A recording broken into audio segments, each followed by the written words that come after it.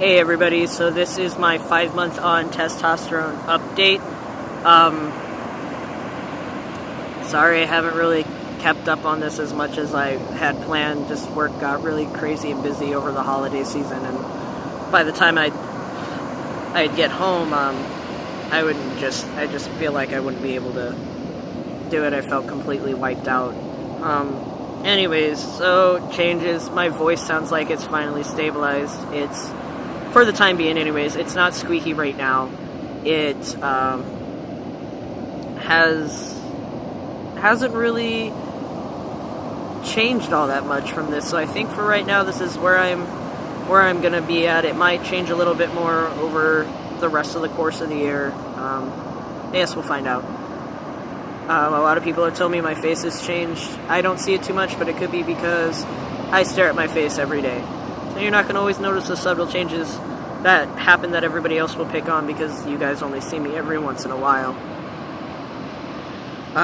Hair, it's everywhere,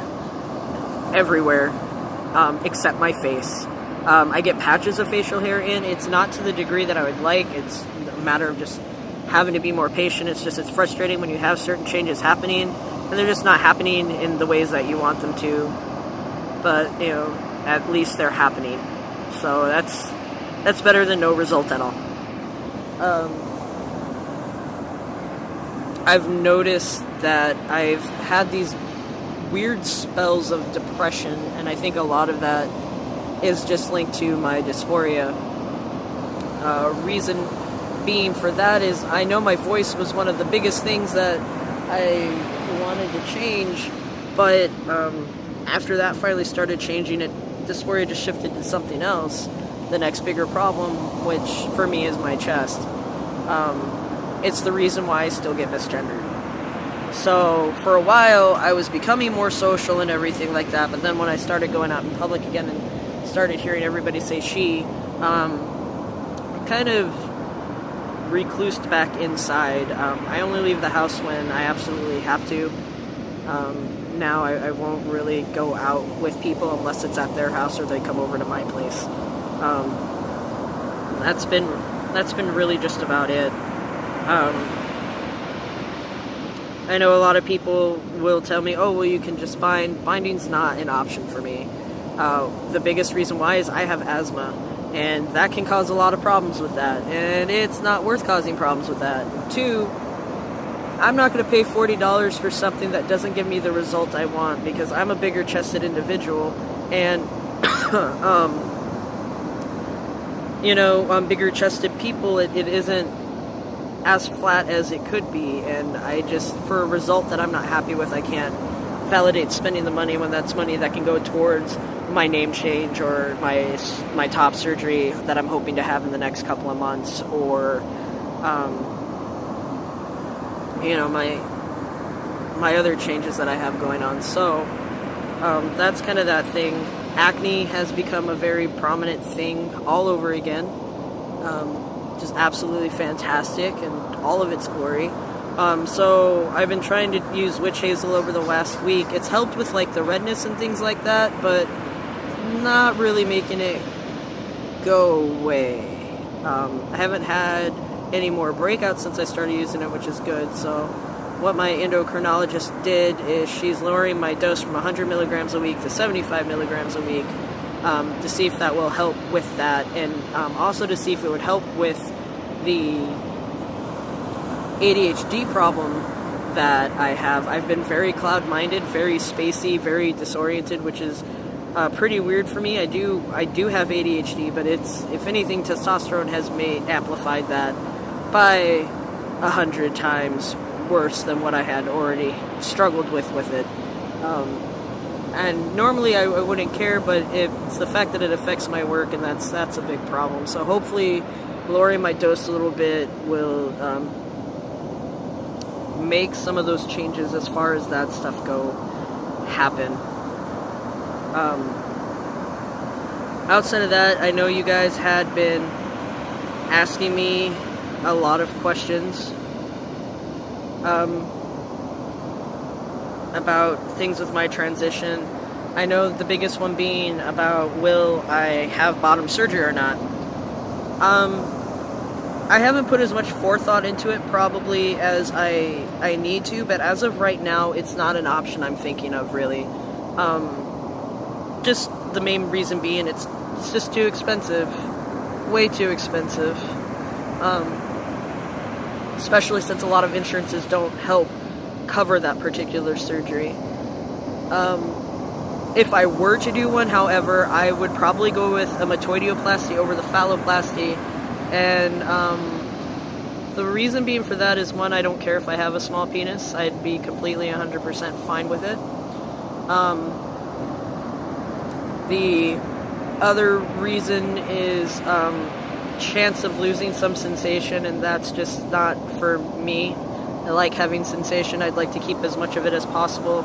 Not saying that you don't have sensation with phalloplasty, you do, but you have a chance of not having like the full sensation of everything, and that's just not something I'm really into. 3, metoidioplasty is just less invasive. You really go in for one surgery and that's it, and you're pretty much done. Phalloplasty, you're going in for about anywhere from 2 to 4 surgeries just to have everything done between getting your penis made, the skin grafting, the going back in to get the stuff put in order to even have an erection. It seems like it's just too big of a deal, and I just don't feel like dealing with that. I don't like being immobile, especially with having all the energy that I have with being on testosterone. I think that would just kind of kill me. The other question I got asked a lot was, how do you talk about being transgender with people? Well, it's not always an easy concept to get people to understand by just explaining, you're born in the wrong body, that you feel like you've always been, a man or a woman. So the easiest way that I found of trying to talk to transgender people, talking to people about being transgender is explaining it as if you're talking to an overweight person. And you have, especially because there's different ways to be transgender, that, my way isn't the only way. Being transgender has existed in many cultures before it became what it is today. So what you have is these overweight people who decide, well, I just want to get fit and healthy. And so they do the dieting, they do the basic requirements that it takes for them to get healthy and fit and feel better about themselves. So you have transgender people who will just go by name change, pronoun change. They won't do hormones, they won't do surgeries, or they'll do hormones and they won't do surgeries, and things like that. And that's how I usually look at trying to explain those people, because they're okay with that. They're fine with that, and that doesn't make them any less of a man or a woman. And then you have people who are like the bodybuilders who completely just want to change everything about them because they're uncomfortable with everything about themselves. And so they go on hormones. They do the surgeries, not just the name change and the pronoun change. They do everything it can to get rid of what they may have looked like before, just so that way they can feel comfortable and have a peace of mind with themselves. And that's where I'm at. For a year, I went by a new name, and I went by being called he. And after that year, I discovered, that really just wasn't enough for me. I needed to change, and so that's the route that I decided was best for me, and may not always work for everybody, but that was what I was decided was best for me. Outside of that, the other question I know I heard a lot of people asking about was, how do you deal with ignorance of people? Educate them. Honestly, that's the best way to kind of battle ignorance with it. You're going to meet people who aren't going to understand, because we're, in society, it's not something that's often talked about. You're not raised with this concept that people can be born the wrong gender, and things like that. So the big problem is trying to explain the difference between sex and gender. And the easiest way that I found to do that is, sex is a biological function. It's describing the genitalia and everything that you were born with. Biological is what sex refers to. Gender is how you perceive yourself and how you want society to perceive yourself. And so sometimes they get mixed up in their meanings of what they really are and what they're not.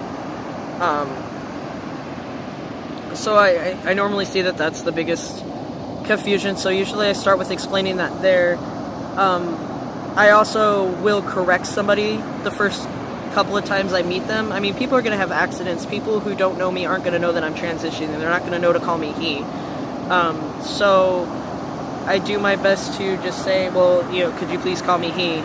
Oh, okay. And, I'm really open about a lot of questions compared to what a lot of people are talking about. My genitalia doesn't really bother me. The only thing that's really bothered me is, no, I probably won't ever tell you my real name. And things to that nature. If I'm uncomfortable answering a question, I'll let them know. I don't get really attacky about it. And I notice that a lot of people, when people ask questions, they tend to get really defensive and instantly just want them to understand right then and there. But I think they fail to understand that it took time for them to learn and understand what they're going through, and that it's going to take probably that same level of understanding for the people around them to understand. So outside of everything, that's it. If you have any other questions, just leave a comment, let me know. I'll do my best to answer them. If I forgot anything, or if you guys are wanting to know anything, just go ahead and ask away. Anyways, that's it. That's my update. I guess I will talk to you guys later.